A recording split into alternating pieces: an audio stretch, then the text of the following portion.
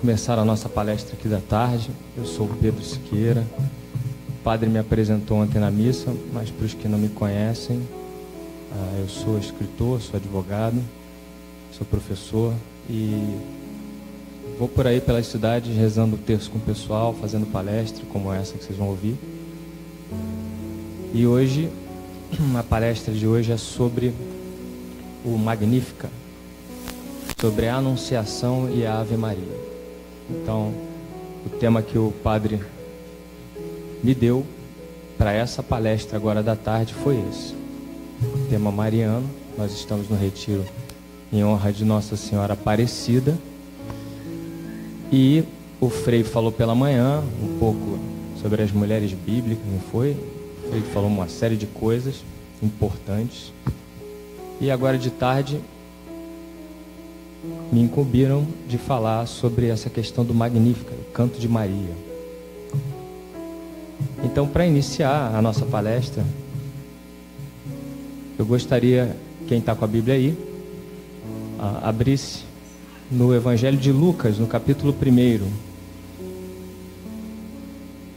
Tirar o óculos, senão não enxergo nada.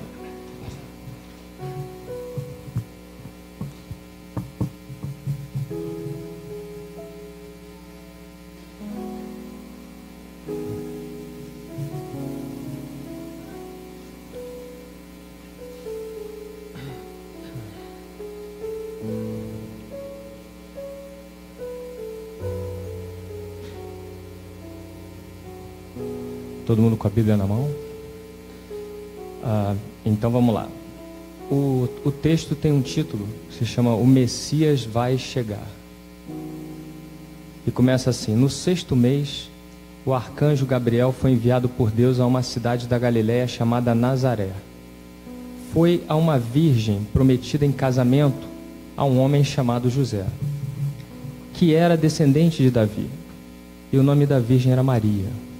O anjo entrou onde ela estava e disse: alegre-se, cheia de graça, o Senhor está com você.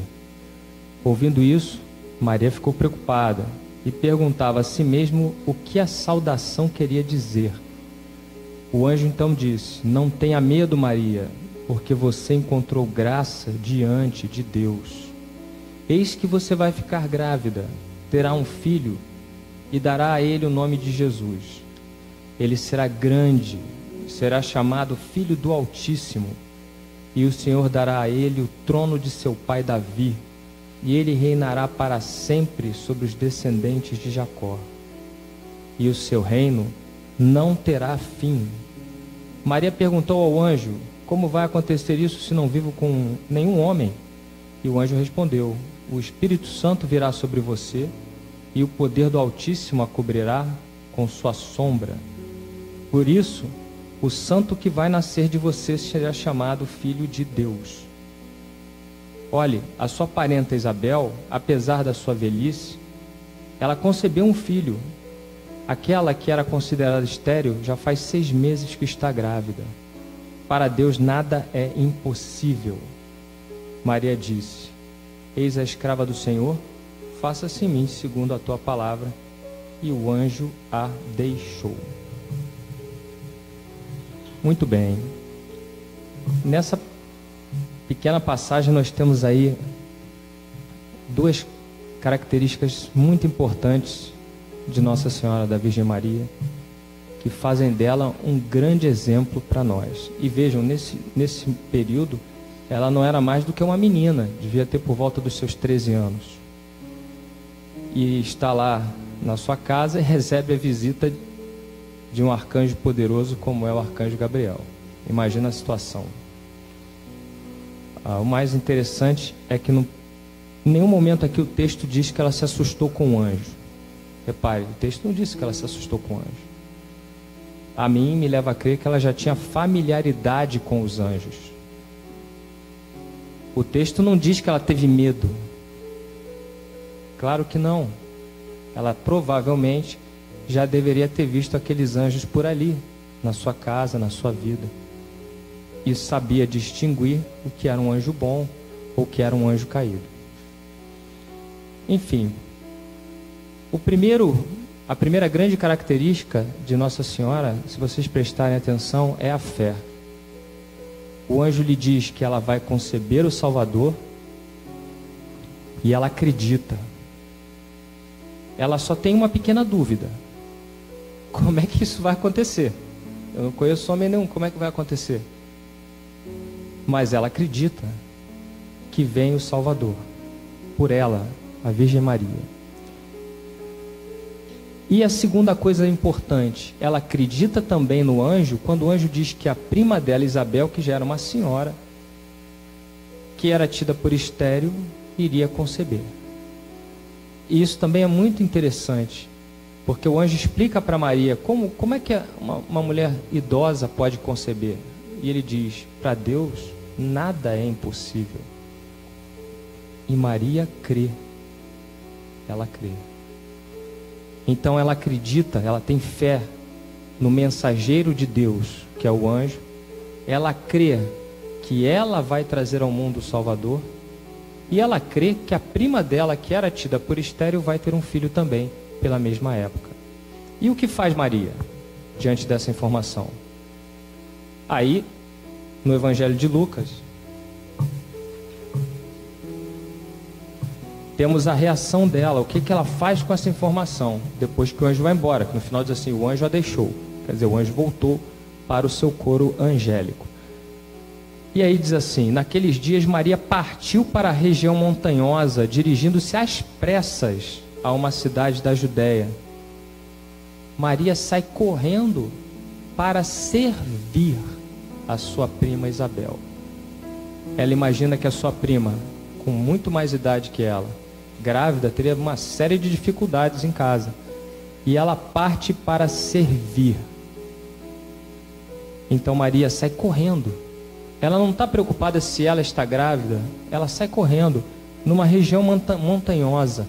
E vocês sabem, ali é uma região desértica. Imagine só a situação: uma mulher grávida de 6 meses sai pelas montanhas, deserto que é aquilo, em busca da sua prima para servi-la durante a sua própria gravidez. É um exemplo fantástico e demonstra que Maria cumpre o Evangelho à risca. Não existe fé sem obras.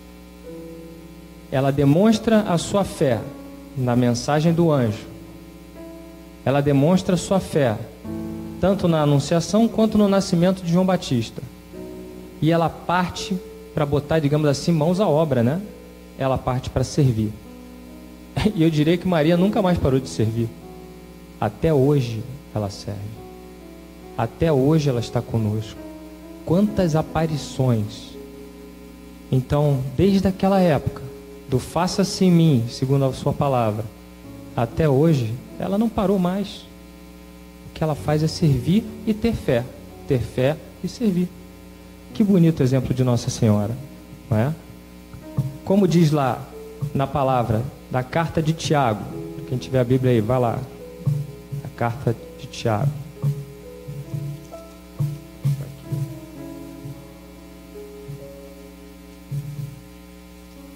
Está lá, Tiago capítulo 2, segundo capítulo, vou pegar aqui. Segundo capítulo, versículos 14 a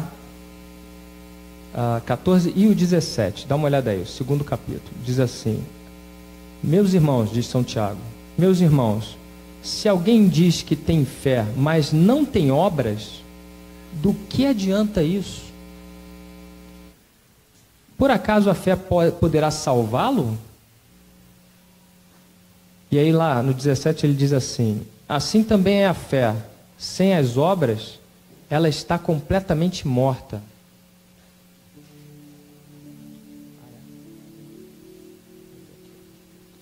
Sem as obras, ela está completamente morta.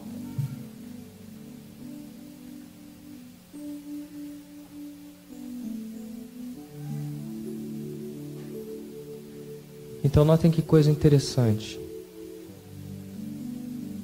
A fé, para ser válida diante dos olhos de Deus, para que sirva para a nossa salvação, porque sem fé não vamos nos salvar, ela não pode vir estéril. ela não pode vir sem obras. É necessário que a fé esteja acompanhada das obras. Então, se você se tranca na sua casa lá tranquilão, fala, eu tenho fé, e deixa rolar. Ah, as pessoas estão precisando de você, faz algum tipo de trabalho, ajuda alguma pessoa e tal. Ah, não vou não. Ah, vamos ajudar lá o pessoal da África e tal. Não, pode ir, não vou não. Mas você acredita em Deus? Sim, tem uma fé inabalável. Ora, essa fé é morta. É isso que diz São Tiago. E é esse o exemplo de Maria. A fé de Maria é viva. A fé de Maria é viva. Desde o primeiro momento. Maria apresenta algo concreto a Deus, demonstrando que ela crê. E aí eu pergunto, você, o que apresenta de concreto a Deus? Não basta dizer eu creio. É preciso dizer eu creio e agir. Sem a ação, não é possível. Sem a ação, a fé é estéril. E aí nós chegamos na oração que nós, católicos, rezamos para Nossa Senhora, para homenagear a Virgem Maria.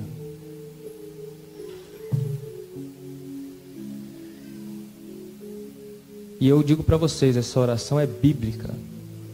A oração da Ave Maria é bíblica. Ela tem uma composição bíblica. Veja só. Vamos lá. Primeira parte da Ave Maria surge da saudação do anjo. Capítulo 1 do Lucas, versículo 28. Diz lá, o anjo entrou onde ela estava. E o que ele falou para ela? Ave cheia de graça. Ave Maria cheia de graça. É a primeira parte da Ave Maria, composta pelo arcanjo Gabriel. Então a primeira parte da Ave Maria foi composta pelo arcanjo Gabriel. Está aqui. Imagine o poder de uma oração que foi feita, que foi criada por um anjo. Será que é fraco o negócio? É uma oração de poder. A simples saudação, Ave Maria cheia de graça, já estremece as barreiras do inferno, já estremece com o inimigo. O Frei Juan Antônio é exorcista, pergunta para ele o que acontece quando a pessoa está possuída.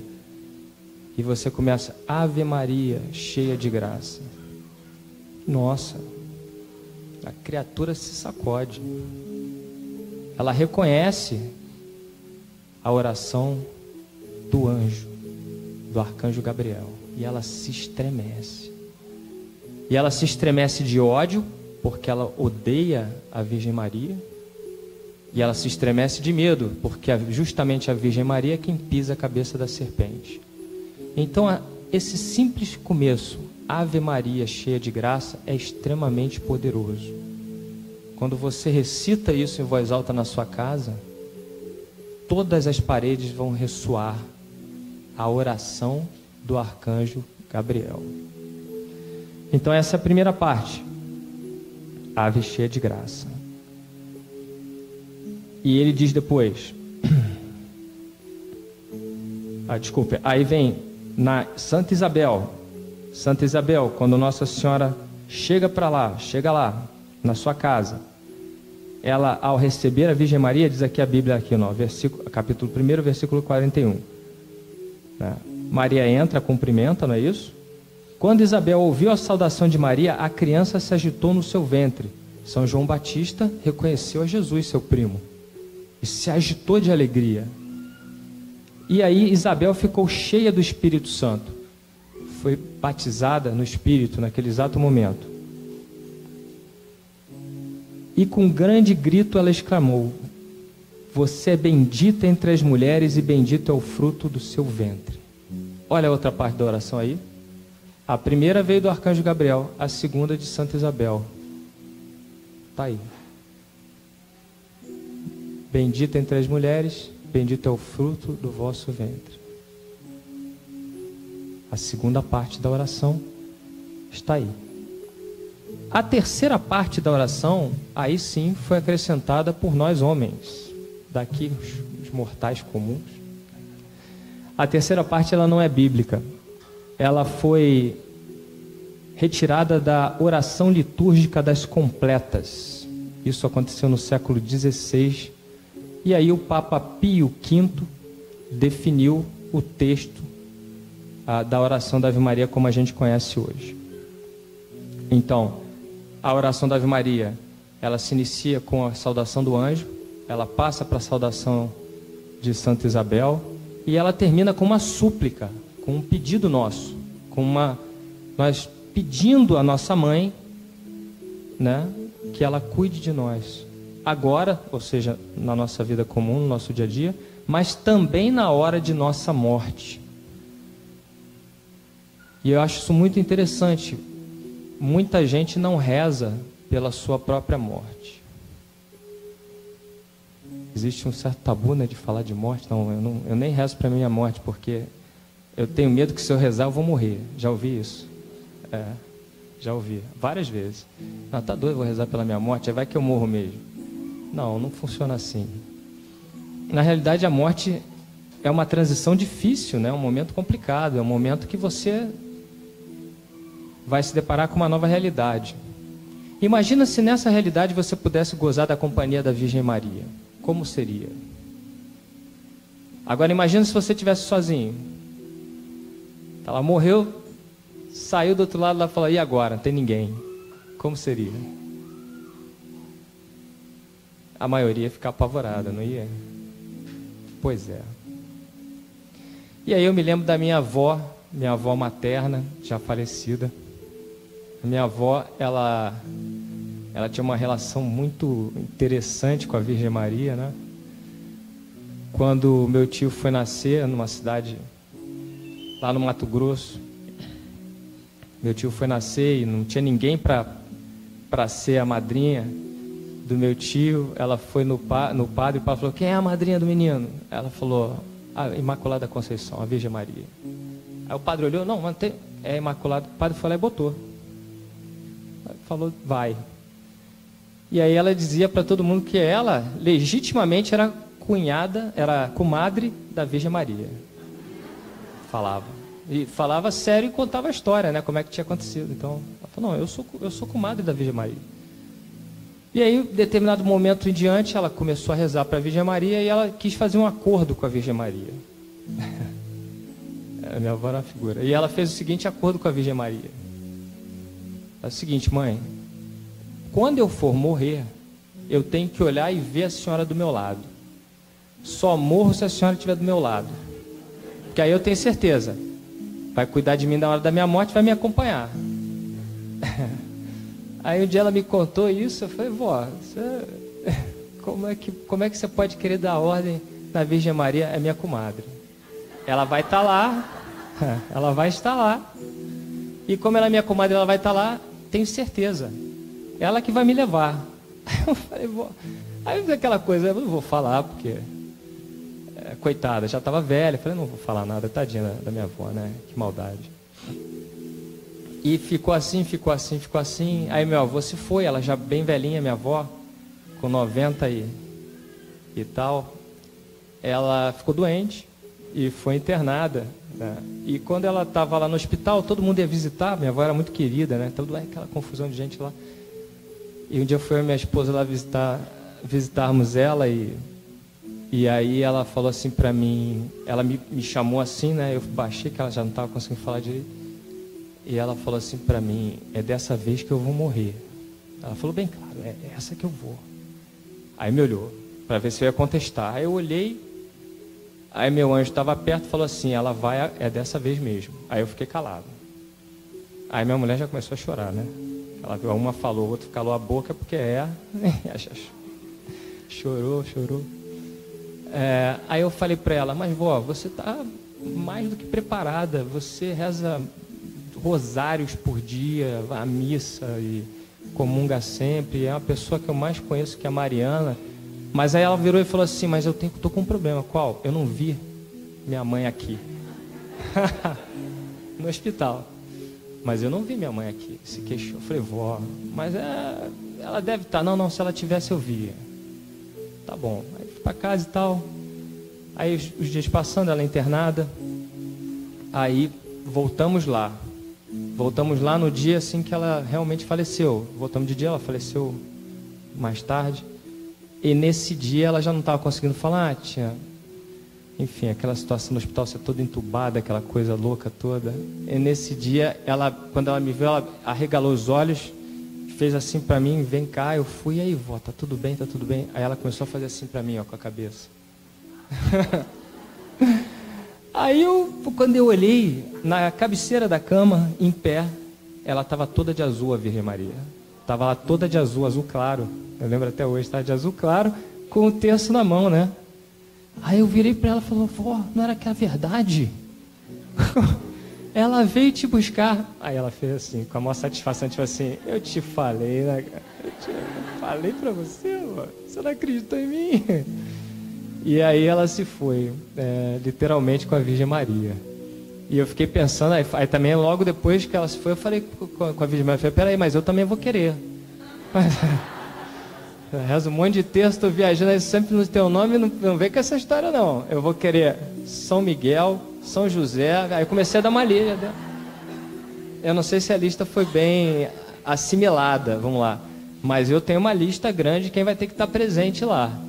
Então, assim, não sei se vão cumprir, mas eu tenho assim, a confiança de que vai ter um pessoalzinho lá, né? Todo mundo importante ali do lado, que é para garantir que eu vou para cima, não para baixo. Quem vai para baixo não volta mais, não é isso? Então, a minha preocupação era essa. Não, tem que subir, vamos lá. Todo mundo ajudando a subir, né?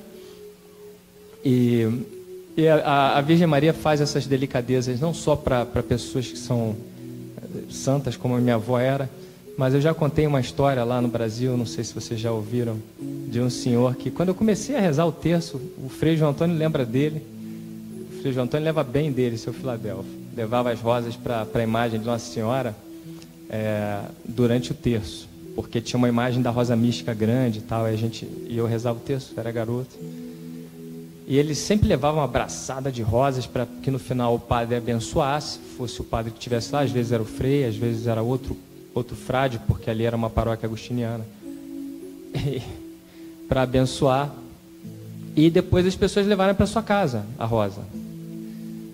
E esse senhor fazia isso o grupo primeiro era as terças-feiras à noite, depois passou as sextas-feiras à noite, ele não faltava um, e estava lá sempre. E de repente, ele teve câncer, e uma parente dele me ligou e falou assim, olha, ele está para morrer, e ele está no hospital lá dos Vicentinos, que tem uma curiosidade no Rio de Janeiro. Esse hospital tem uma ligação direta com a Basílica de Nossa Senhora das Graças. Então, é um lugar abençoado, é um hospital que o doente pode passar por uma ponte e estar dentro do santuário imenso que é de Nossa Senhora das Graças. Tem uma imagem gigantesca de Nossa Senhora das Graças, como aberto. É um dos lugares mais poderosos do Rio de Janeiro. Eu reputo assim, um dos lugares onde eu tive umas visões muito bonitas, onde eu sinto um poder enorme. E aí eu falei, poxa, então ele está muito bem amparado, porque ele está com a mãe, né? Justamente com a mãe. E ele que era tão devoto, não? Eu falei, mas ele queria te ver antes, porque ele está com muito medo e tal. Eu falei, não, então vou lá. E aí eu fui. E foi uma coisa muito curiosa, porque quando eu cheguei no hospital não tinha ninguém na recepção. E aí meu anjo apareceu, me indicou, ficava apontando com o dedo, eu fui seguindo. E em determinado momento tinha uma porta aberta no segundo andar. E ele apontou, eu entrei. Quando eu entrei, estava lá, ele sozinho. Não tinha mais ninguém. Estava só ele. E aí, quando ele me viu, ele começou a chorar muito. E ele não conseguia falar. Eu falei, seu Filadélfio, tal, como é que tá? E ele chorava muito. Aí ele falou assim para mim, é o primeiro presente de Nossa Senhora para minha morte, porque eu sei que eu vou morrer, mas eu pedi que eu te visse antes aqui, porque eu acompanhei seu texto desde que você era garoto até. Eu falei, é verdade, vim aqui rezar com você. Aí ele falou assim para mim, eu queria que quando fosse a hora mesmo de eu morrer, eu visse Nossa Senhora para ter certeza de que eu estou amparado. Aí eu falei assim, bom, seu Filadélfio, a gente pode pedir. O que você vai dizer para o homem que está morrendo? E ele tinha um temperamento difícil e tal, tinha umas brigas lá dentro da paróquia, aquelas coisas de paróquia, né? Aí eu falei assim, bom, será que Nossa Senhora vai querer? Porque... não sei, né? Mas também você não pode chegar para o homem que está morrendo e falar assim, olha, é o seguinte, eu não sei se a vida foi legal, se você, né? Entendeu? Se você pagou as suas contas lá, não posso fazer isso. Então eu falei, então vamos rezar. Vamos rezar. E aí começamos a rezar e eu pensei assim, não vou rezar os mistérios dolorosos, porque aquela coisa mais pesada, mistérios gloriosos. Ele topou, que eu falei que da ressurreição, né, seu Filadélfio? Gloriosos. Tá bom. Aí, quando chegou mais ou menos no quarto mistério, a cama dele estava aqui, tinha uma janela que dava para fora do hospital. Ela estava com as cortinas abertas e começou a entrar uma luz azul muito forte pela janela e desceu na lateral da cama dele. Eu fiquei calado, olhei e falei, bom, a Virgem Maria está aqui, vai que, né? Você vê que coisa? O homem pode ter um monte de defeito, mas ele serviu a Virgem Maria por muitos anos. E ela é fiel. Ela é fiel. Ela virou a cara para os defeitos dele e estava lá. Aí eu fiquei pensando, será que eu falo, será que eu não falo? Aí ele virou para se ajeitar na cama, ele olhou e ele botou a mão em mim e falou assim, meu Deus, eu estou vendo, eu nunca vi a minha vida inteira, mas ela está aqui. Ele viu. Aí eu falei, mas o senhor está vendo? Estou vendo. Aí me descreveu direitinho, ela estava de azul e branco, igual a medalha milagrosa. E ele descreveu, aí que ele começou a chorar, aí depois ele começou a rir, sem parar, e ela não saía dali, ela estava ali na janela, ela ficou. E aí ele virou e falou assim para mim, muito obrigado, eu estou muito tranquilo, eu vou em paz. Aí chegou uma pessoa lá que cuidava dele, aquela coisa, conversei, não sei o quê. Aí depois ele faleceu naquele mesmo dia, inclusive na madrugada. E aí a pessoa que tinha me ligado virou e falou assim, mas é engraçado, você notou alguma coisa diferente quando você visitou ele? Eu falei, não. Ela falou, porque ele falou que viu a Virgem Maria e que você testemunha que você estava lá. Aí eu falei, aí eu sem graça, eu disse, então, foi, ele viu mesmo, é verdade, ele viu, ela não é possível. Como é que a Virgem Maria vai aparecer para um homem desse? Olha, vem cá, ela é mãe, ué. Pô, filho pode ter um monte de defeito. A mãe desiste do filho? Não. E é bem ou mal, com todos os seus defeitos, ele tinha um amor brutal por ela. E ele servia mesmo. Então, sabe, como assim, né? E aí eu falei para ela, olha, muita gente vê.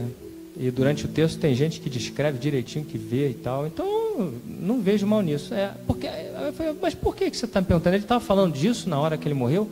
Não, porque ele estava morrendo de medo antes. E depois ele ficou sereno, tranquilo, com um sorriso. E na hora que ele ia morrer, ele pediu para todo mundo rezar. Que estava no quarto. E começaram a rezar.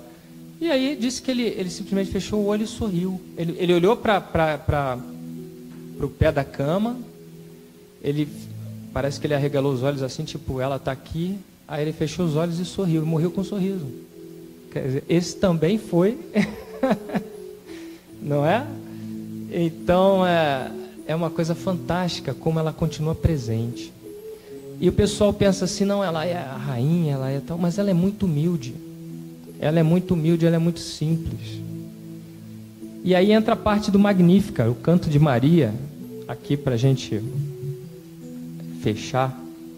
O Magnífica, veja só, a humildade de Maria no Magnífica. O que ela faz no Magnífica? Já vamos ler o Magnífica aqui, está no capítulo 1 ainda, vai versículo 46.